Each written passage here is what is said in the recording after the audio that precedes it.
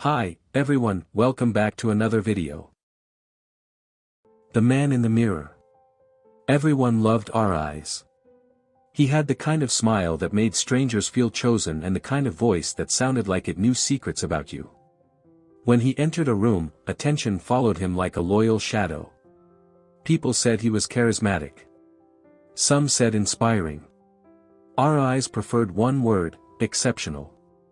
What no one noticed was how carefully he watched their eyes, how he measured admiration the way a banker counts cash.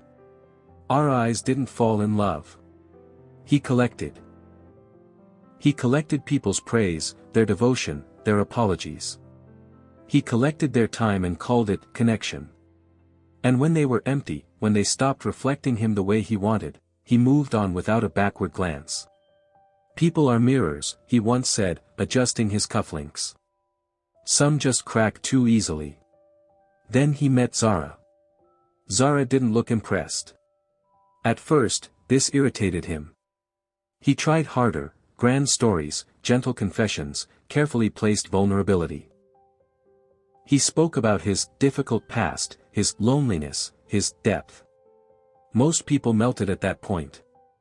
Zara simply listened. And when he asked, "What do you think of me?" she smiled and said, "I think you're very good at performing." Something about that answer unsettled him. Still, he kept her close. Zara admired him, but not blindly. She asked questions.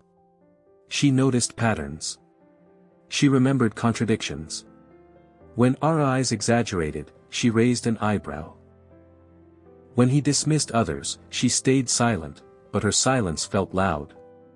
Over time, he felt something unfamiliar creeping in. Insecurity. He began checking his reflection more often. Not to admire, but to confirm. Was he still impressive? Still untouchable? One evening, after a party where Zara spoke more than he did, and people listened, our eyes confronted her. "You made me look small," he said, smiling tightly. "I didn't do anything," Zara replied calmly. "You just weren't the center." That night, our eyes stood alone in his apartment, facing the mirror. For the first time, it didn't flatter him. The mirror showed a man rehearsing expressions. A man whose charm had grooves worn into it. A man whose eyes searched for applause, even when no one was there. "Who are you without them?" the silence seemed to ask. He laughed it off. He always did. The next morning, Zara was gone. No explanation. No drama. Just absence.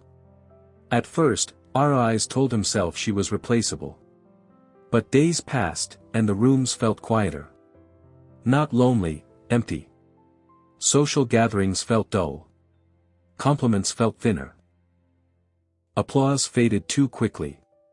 He realized something terrifying. Zara hadn't reflected him. She had seen him. And without her, the mirror had turned inward. Our eyes still smiles. People still admire him.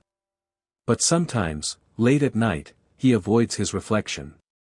Because mirrors don't lie. And the most dangerous narcissist is not the one who loves himself too much, but the one who doesn't know who he is without audience.